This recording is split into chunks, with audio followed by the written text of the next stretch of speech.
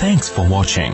Don't forget to like, comment, share and subscribe to Mufti Tariq Masood, famous scholar. Mufti Tariq Masood speeches को subscribe करके bell icon पे जरूर click करें. जज़ाकल्लाह. देखो ये वबा इटली में आई है, इतनी तबाही नहीं फैली. अमेरिका में आई है, इतनी तबाही नहीं फैली है, लेकिन इतनी नहीं. अगर हमारे मुल्क में इस पे कंट्रोल ना हो, अल्लाह करे ना आए ये तबाही, लेकिन अगर याद रखो यहां अल्लाह ना करे ये कुछ हो गया तो जो तबाही यहां फैलेगी दुनिया के रिकॉर्ड टूट जाएंगे. क्योंकि हमारे पास ना अस्पताल है, ना हमारे पास लोगों में इतनी सेंस है, ना हमारी गवर्नमेंट वो कुछ कर सकती है जो उनकी हुकूमतें कर रही हैं. हमारी तो गवर्नमेंट भी अवाम के साथ ऐसी मुखलिस नहीं है, हमारी तो हुकूमतें मुखलिस नहीं है. हम जो आपको क्राउड से मना कर रहे हैं, खुदा की कसम गवर्नमेंट के कहने से नहीं मना कर रहे. गवर्नमेंट तो किसी को कुछ भी नहीं कर, जो हो रहा है आपके सामने है. हुकूमत थोड़ी लोगों के साथ इतनी मुखलिस होती है. तो मुखलिस तो या तो उलमा होंगे या डॉक्टर होंगे या वो तबका होगा, या गवर्नमेंट में भी कुछ अच्छे लोग भी होते हैं, वो मुखलिस होंगे. उमूमी तौर पर तो हुकूमत के जो हालात है उनको क्या कि कौन मरता है कौन जीता है, उनको क्या इससे भाई. तो होश के नाखुन लेना चाहिए, तबसरे करने से पहले सोचना चाहिए. असबाब को ही इख्तियार करना पड़ेगा, उसके बाद अल्लाह पे तवक्कुल. हां, बार बार हम एक बात कहते हैं, असबाब में गुलूव नहीं करना. गुलूव का मतलब यह कि आपकी दुकान में एक बॉडीगार्ड से काम चल रहा है, आपने वहमी बनकर 6 बॉडीगार्ड रख लिए. ये तवक्कुल, ये बेवकूफी है, ये तवक्कुल के खिलाफ है. वो भाईजान एक आपकी परचून की दुकान है, एक गार्ड या एक ताला सही है, 18 ताले क्यों डाले हुए आपने उसके अंदर? तो ये वहमीपन हो जाएगा.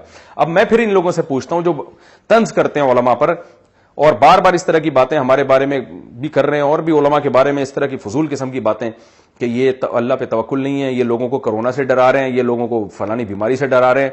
तो मैं उनसे कहता हूं, वो कहते हैं अल्लाह से होता है, अल्लाह बचाएगा, हम दुआएं मांगेंगे. अभी रमजान आ रहा है तो उसमें सब दुआएं होंगी, सब टल जाएगा, सब ये हो जाएगा, सब वो हो जाएगा.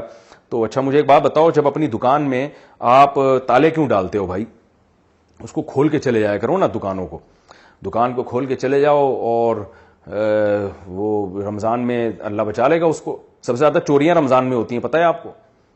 सबसे ज्यादा जेब कुतरे रमजानों में जो शॉपिंग करने जा रहे होते हैं ना उनकी. और मस्जिदों में एतकाफ में भी चोरियां होती हैं.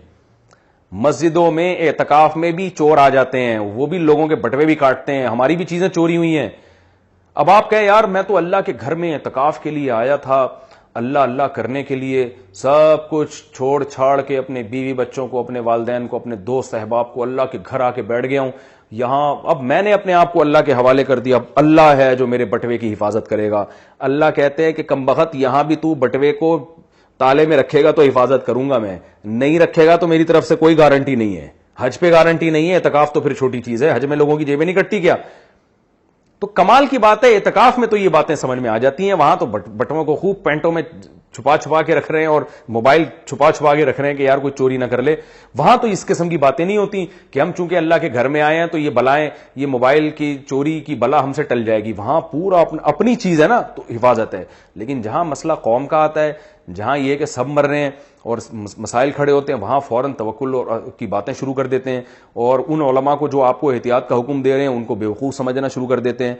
तो भाई इसका मतलब ये हुआ कि फॉल्ट इस्लाम में नहीं है, फॉल्ट आपकी सोच में है. और मैं फिर अपनी बात को जल्दी से समेट के खत्म करता हूं. देखो भाई, मुसलमान को मैं गोरों से और काफिरों से ज्यादा समझदार होने की जरूरत है. पॉलिसियां बनानी पड़ेंगी जैसे रसूलुल्लाह सल्लल्लाहु अलैहि वसल्लम बनाते थे. हुदैबिया के मौके पर आप सल्लल्लाहु अलैहि वसल्लम ने क्या किया? जंग को टाल दिया. सारी काफिरों की शराइत मान ली, जो बिल्कुल नामुनासिब थी वो तो नहीं मानी, लेकिन ज्यादातर शराइत मान ली जो वो भी नामुनासिब थी, लेकिन आपने मान ली कि भाई अगर नहीं मानते तो इससे बड़ी मुसीबत में जाने का खतरा है, तो किसी बहाने जंग टलती है. तो हुदैबिया में देखे ना क्या हुआ है. तो और उसकी बरकतें नाजिल हुई, फिर उसके अल्लाह ताला ने जो है वो मुसलमानों को फतह अता फरमाई. तो हमें बार बार नबी की सीरत में यह मिलता है कि जज्बात से फैसला नहीं करना, शुऊर से काम लेना है. हमारे उलमा से हमने ये सुना, बड़े अकाबिर से, कि मुफ्ती जब किसी मसले की तहकीक करे तो उस मसले से मुताल्लिक माहिरीन को लाजमी बिठाए ताकि वो बात जो शरीयत की बात है उसको अप्लाई कर सके. मैं इसकी एक मिसाल देता हूं कि मिसाल के तौर पर हमारे पास तलाक के केस आते हैं.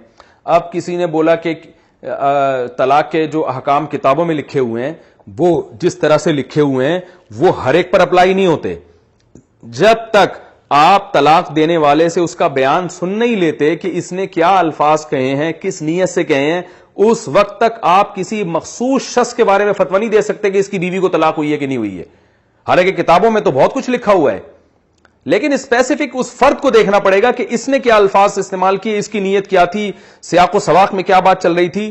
تو آپ اصولی طور پر یوں تو بیان کر سکتے ہیں کہ جو یوں کہے ان الفاظ کے ساتھ اس سے بیوی حرام ہوتی ہے, جو یوں کہے نہیں ہوتی, لیکن فلاں کی بیوی حرام ہو گئی ہے کہ نہیں ہوئی ہے, یہ جب تک آپ نہیں کہہ سکتے جب تک فلاں کو بلا کے اس سے تفتیش حوال نہ کر لیں.